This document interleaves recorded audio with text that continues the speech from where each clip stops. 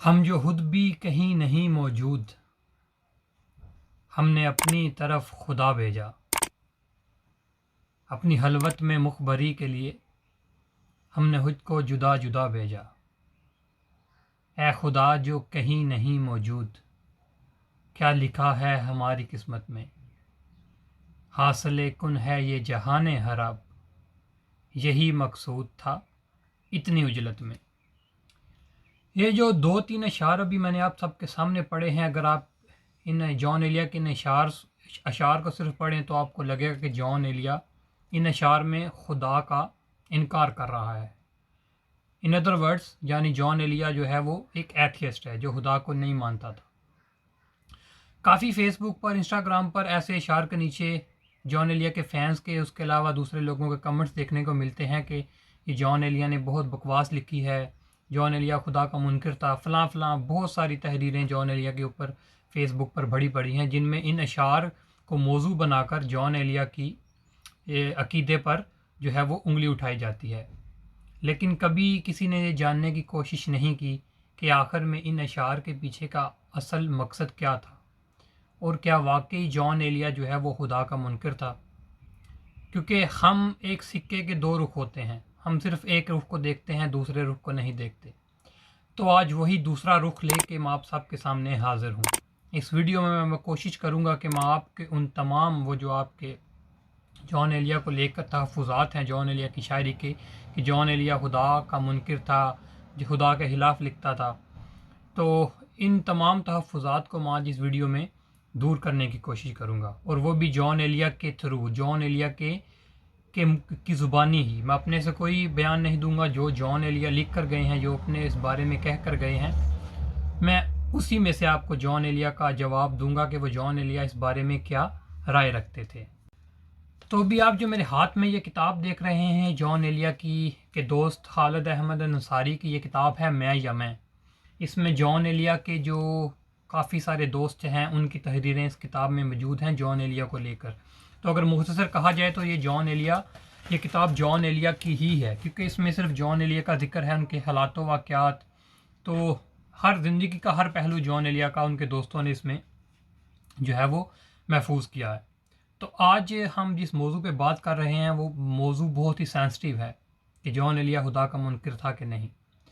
تو اسی کتاب میں جان ایلیا کے ایک دوست حماد غزنوی، جو جان ایلیا کے ساتھ کافی عرصہ تک رہے ہیں، انہوں نے اس میں ایک تحریر شائع کی ہے۔ انہوں نے اس تحریر میں جان ایلیا کے بارے میں بہت کچھ لکھا ہے، وہ ہم پھر کسی ویڈیو میں ڈسکس کریں گے۔ انہوں نے بہت سارے فنی واقعات، حیران کر دینے والے، پریشان کر دینے والے جان ایلیا کے بارے میں انہوں نے اس کتاب میں قلم بند کیا ہے۔ لیکن جو انہوں نے تحریر میں جو مین ٹاپک جو انہوں نے ڈسکس کیا ہے وہ ہے جان ایلیا کے ایتھیسٹ ہونے کا، یعنی جان ایلیا کے خدا کے منکر ہونے کا۔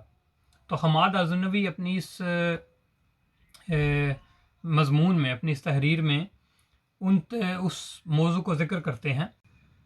تو موضوع کو سٹارٹ کرنے سے پہلے میں اس تحریر کے کچھ سٹارٹ میں سے آپ کو وہ کچھ لائنیں پڑھ کے سنا دیتا ہوں کہ اصل میں حماد غزنوی کس قدر جان ایلیا کے قریب تھے۔ تو حماد غزنوی لکھتے ہیں، جان بھائی میں آپ کی وفات پر جو کالم لکھوں گا اس میں کیا لکھوں، کوئی فرمائش؟ میری ناگہانی سوال پر جان بھائی مسکرائے، پھر چہرے پر سنجیدگی طاری کرتے ہوئے گویا ہوئے، میری شاعرانہ صلاحیت کے بارے میں حد درجہ مبالغے سے کام لینا، اور اہل دنیا کو بکو ہر صورت قائل کرنا کہ تمہارے جان بھائی فیڈرل بی ایریا کراچی کے سب سے بڑے اردو شاعر تھے۔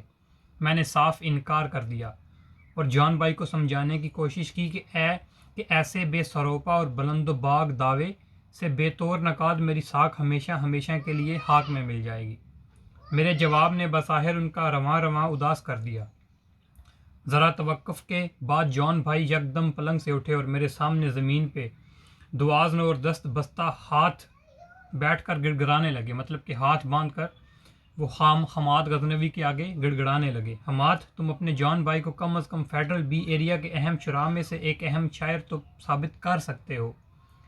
میں نے انتہائی فیاضی سے ہاں کر دی۔ جان بھائی نے ایک خط میں اپنے جنازے کی نسبت سے مجھے کئی ہدایات لکھی تھی۔ میں سامی النسل ہوں، سو اب یہ تمہاری ذمہ داری ہے کہ میرے جنازے کو میری عظیم النسلی روایات کا مظہر بناؤ۔ جنازے کے ہمراہ لاکھوں سوگواران ہونے چاہیے جو با آواز بلند گریا کریں، سینہ کو بھی کریں اور اپنی مٹھیاں ہاک سے بھر کر آسمان کی طرف اچھالیں۔ بعد میں ایک دن فون پہ بات ہوئی تو میں نے ان سے وعدہ کیا کہ ان کے جنازے سے متعلق ان کی وصیت کو منون پورا کیا جائے گا۔ جان بھائی فوت ہوئے تو میں ان کے جنازے میں بھی شریک نہ ہو سکا۔ میں نے اپنا دوسرا وعدہ بھی توڑ دیا۔ میں نے کبھی انہیں کراچی کے کسی محلے کے اہم ترین شرح کی فہرست میں شامل نہیں کیا۔ جان بھائی کی وفات پہ کچھ لکھنا میرے لیے ایک مشکل کام ہے۔ یوں تو میں نے کئی تعزیتی تحریریں لکھیں، لیکن اپنے معشوق کو موت پہ لکھنے کا یہ میرا پہلا تجربہ ہے۔ میں نہیں جانتا مجھے کیا کہنا چاہیے۔ یہاں ان کی شاعری کے محاسن یا ان کی نثر کی ندرت کا تذکرہ کرنا میرے نزدیک یکسر بےہودگی ہوگی، یا شاید ایسا نہیں ہے، مجھے معلوم نہیں بات کہاں سے شروع کرنا چاہیے۔ پھر حماد غزنوی ایک شعر لکھتے ہیں، جان ایلیا کا جو گزاری نہ جا سکی ہم سے، ہم نے وہ زندگی گزاری ہے۔ تو یہ تھا اس مضمون کا سٹارٹ جو حماد غزنوی نے اس کتاب میں لیا ہے۔ تو اب ہم آتے ہیں جان ایلیا کے اس پہلو پہ کہ جن میں کافی سارے فینس یہ سمجھتے ہیں کہ جان ایلیا خدا کا منکر تھا۔ تو حماد غزنوی اس کتاب میں لکھتے ہیں کہ ایک دن میں جان ایلیا سے ملنے گیا۔ جان ایلیا جب میرے استقبال کے لیے گھر سے باہر نکلے تو وہ ننگے پاؤں تھے۔ میں نے سلام کیا تو انہوں نے جواباً میری پیشانی پہ بوسہ دیا۔ جان صاحب، میں نے ابھی فقرہ آغاز ہی کیا تھا کہ انہوں نے ٹوک دیا، مجھے جان بھائی کہو۔ میں نے کہا، جان بھائی میں آپ کا فین ہوں۔ جان بھائی نے کہا، اور میں تمہارا فین ہوں۔ میں نے کہا، میں آپ کا انٹرویو کرنا چاہتا ہوں۔ انہوں نے کہا، کیا انٹرویو؟ تم تو مجھے بہت اچھی طرح جانتے ہو، ہر موضوع پر میرے خیالات جانتے ہو، خود ہی سوال لکھو، خود ہی جواب لکھو، اور دیکھنا یہ میرا بہترین انٹرویو ہوگا۔ اور جان بھائی فجر کی اذان تک باتیں کرتے رہے۔ میں نے ان سے پوچھا، اب وہ سوال آنے والا ہے جس کا سب کو بے صبری سے انتظار تھا، اور من کا وہ تحفظات دور کرنے والا ہوں۔ تو حماد غزنوی کہتے ہیں، میں نے ان سے پوچھا کہ آپ وہ خدا کے منکر ہیں؟ یہ سوال تم نے کیوں کیا؟ جان ایلیا نے حماد غزنوی سے پوچھا، یہ سوال تم نے کیوں کیا؟ میں نے ان کا ایک شعر کا حوالہ دیا، اے خدا جو کہیں نہیں موجود، کیا لکھا ہے ہماری قسمت میں۔ جان ایلیا نے مسکرا کر کہا، بہرحال اس شعر سے تم مجھے دوہریا ثابت نہیں کر سکتے۔ دوہریا ایتھیسٹ کو اردو میں کہتے ہیں دوہریا، ایتھیسٹ مطلب خدا کا منکر۔ خدا کے وجود کا اقرار تو کفر ہے، کیونکہ وجود کسی طرف یا سمت میں پایا جاتا ہے، جبکہ خدا تو ہر سمت میں ہے، یعنی سمتوں سے آزاد ہے۔